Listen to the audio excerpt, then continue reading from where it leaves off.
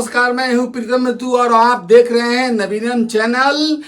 आज सावन का पहला दिन है, इसलिए सावन पर बात करना बहुत जरूरी है। और मैं समझ रहा हूं कि जो चीज मैं बताने जा रहा हूं 99.99% लोग नहीं जानते होंगे। अगर जानना चाहते हैं तो आप इस वीडियो को स्किप मत करिएगा, पूरा फुल वीडियो देखिएगा, तब आपको पता चलेगा कि आखिर सावन महीने में ही भगवान शिव को जलाभिषेक क्यों किया जाता है और हम गंगा का पानी लेकर के कांवर में भर करके और भगवान पर जलाभिषेक क्यों करते हैं। ये जानने के लिए आपको मेरे इस वीडियो को देखना होगा। दोस्तों, आपको पता होना चाहिए कि दिन 7 होते हैं: रविवार, सोमवार, मंगलवार, बुधवार, बृहस्पतिवार, शुक्रवार, शनिवार। ये 7 दिन होते हैं, जिसमें से एक दिन का नाम है सोमवार। सोम मतलब चंद्रमा। चंद्रमा ठंडा का प्रतीक है। सोमवार के दिन ही भगवान शिव को पाने के लिए माता पार्वती ने बहुत बड़ा कठोर तपस्या किया था। हर सोमवार को तपस्या किया था सावन के महीने में। इसलिए सावन के हर सोमवार का महत्व बढ़ जाता है कि जो कुंवारी लड़कियां या फिर जिनकी मनोकामना पूर्ण करने की चाहत होती है, वो अगर सोमवार के दिन भगवान शिव का दर्शन करते हैं या जलाभिषेक करते हैं तो उनकी मनोकामना पूर्ण हो जाती है। दोस्तों, बहुत लोग कहेंगे ये तो भाई कवि है, ये पंडित जी का बात क्यों कर रहा है। तो पंडित जी के साथ साथ मैं कवि भी हूं और कवि के साथ मैं पंडित जी भी हूं। तो मैं दोस्तों आपको ये बता दूं, जो चीज आपको जानना बहुत जरूरी है कि सावन में ही एक महीने भगवान के दरबार में हम लोग जल अभिषेक, जल चढ़ाते क्यों हैं, वो भी गंगा के पानी का। इसमें 2 बात है। आप अपने घर का पानी ले आकर के शिव जी पर आप सावन में नहीं चढ़ा सकते हैं। अगर चढ़ाते हैं, कोई मना नहीं किया गया है, लेकिन इसका महत्व नहीं है। गंगा का पानी का ही महत्व क्यों है? राजा हिमाचल की 2 बेटियां थी, एक गंगा और एक का नाम था पार्वती। गंगा बड़ी थी और पार्वती छोटी थी। भगवान शंकर की तपस्या करके हर सोमवार को व्रत करके माता पार्वती ने भगवान शिव को पा लिया।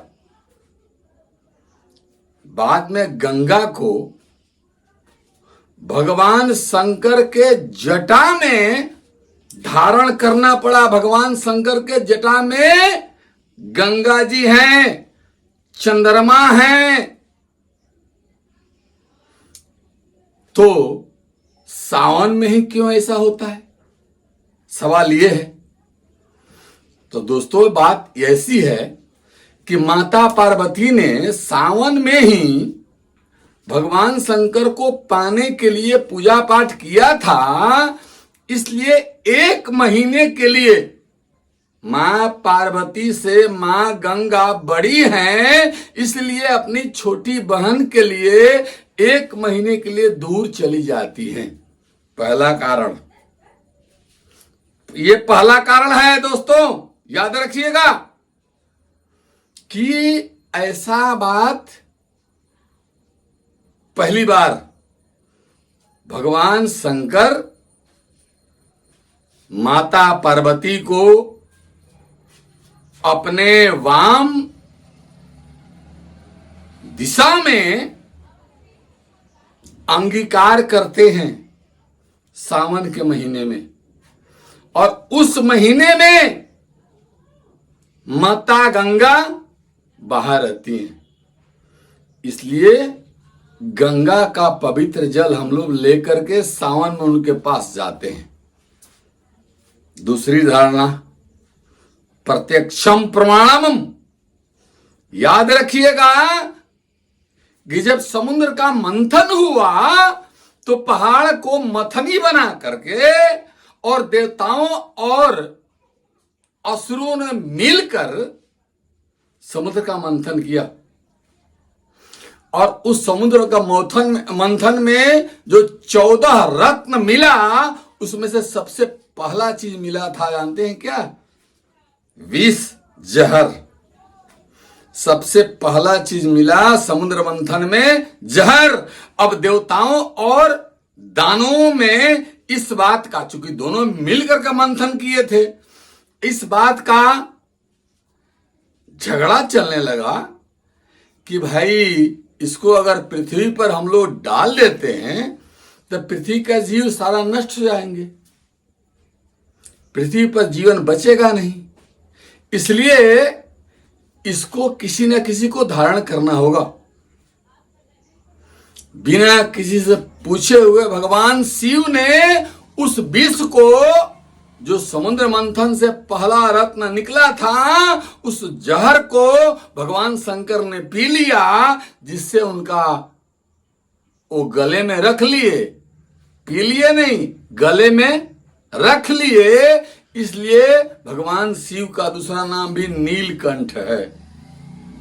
और जहर को रखने के कारण भगवान शिव का पूरा शरीर नीला हो गया, उनका कंठ नीला हो गया, इसलिए उनका नाम नीलकंठ भी है।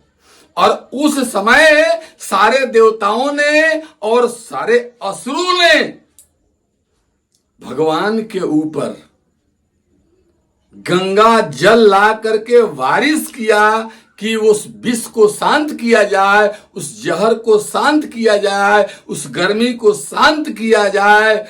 और उस जल को हमेशा, सावन के महीना था वो जिसमें समुद्र मंथन हुआ था, उसी सावन के महीना में भगवान शंकर के जटा के ऊपर से उस जल को चढ़ाया गया सारे देवताओं और दानवों द्वारा। तब भगवान का वो नीलकंठ जो बन गए थे, नीला शरीर पड़ गया था, जिसके जहर का जो असर बहुत अधिक हो गया था, वो कम हो गया, समाप्त हो गया। इसलिए सावन के महीने में भगवान शंकर ने देवताओं, दानों और सभी लोगों को वरदान दिया कि जो सावन के महीने में मेरे ऊपर जलाभिषेक करेगा उसे मन वांछित फल प्राप्त होगा। ये भगवान शिव ने कहा है। यही कारण है दोस्तों कि आज हम सावन के महीने में ही भगवान शिव को गंगा जल से अभिषेचित करते हैं, गंगा जल से उनको नहलाते हैं और दूर दूर से कांवर लेकर के और भगवान को प्रसन्न करते हैं। और भगवान ने कहा था कि जो इस महीने में मेरे ऊपर जल अर्पण करके मेरे विष को शांत करने वाले समय को, जो उस समय में जो इस जल को अर्पित करेगा उसकी मनोकामना पूर्ण होगी। इसी कारण सावन में ही भगवान शंकर का जलाभिषेक होता है। हालांकि महीना तो 10 है, 12 है और उसमें से 11 महीना में ही आप जलाभिषेक कर सकते हैं, लेकिन विशेष महत्व सावन का इसीलिए है। दोस्तों मिलते हैं अगले एपिसोड में, तब तक के लिए नमस्कार।